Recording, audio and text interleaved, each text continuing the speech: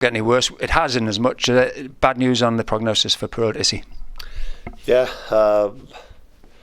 grade 3 hamstring tendon tear, which could potentially mean surgery, but it certainly means at least 10 to 12 weeks out on the sidelines, so not ideal.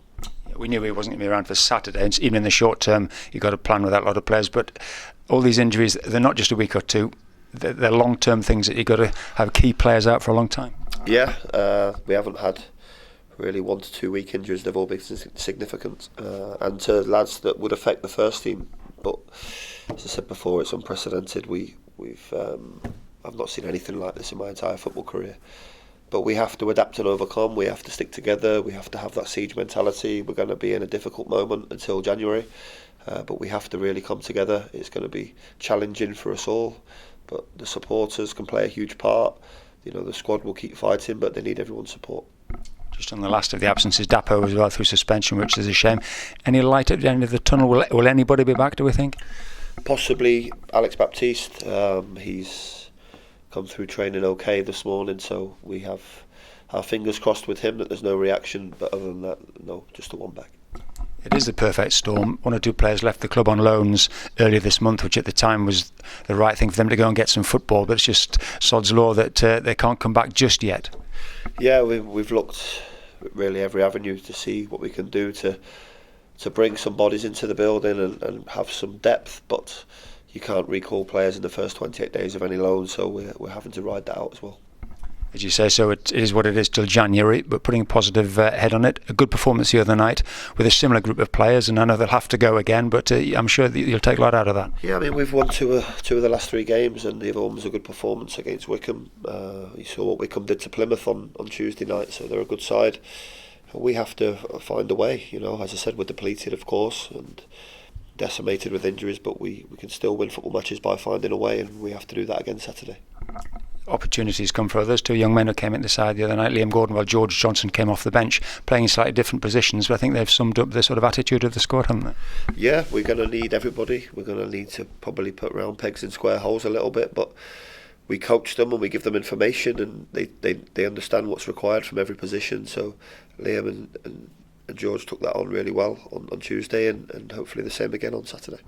Another one who'll be champing at the bit will be Zav Amici. I know you've got to handle him gently because of the period of time he's been out, but he's looked sharper each time he's been on the pitch, hasn't he? Yeah, again, we've had to err with a side of caution because he's been out a long time.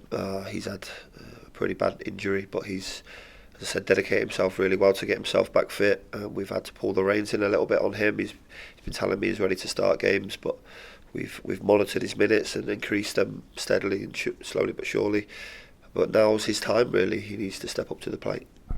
Doncaster had a man sent off the other night, but you were already 1 up at the time, and you looked like a free scoring side again the other night. The chances were there. You know, Catcher we talked about had probably his best game in a Wanderers shirt, and you know, there are a lot of opportunities. Yeah, I mean, we can score. I mean, we've scored 2 against Crewe, 3 against Rochdale, 3 against Doncaster. The other day we created chances and opportunities at Wycombe and should have scored. We will do that. I mean, yeah, Doncaster had 1 big chance early in the game and probably should have gone ahead, but they didn't.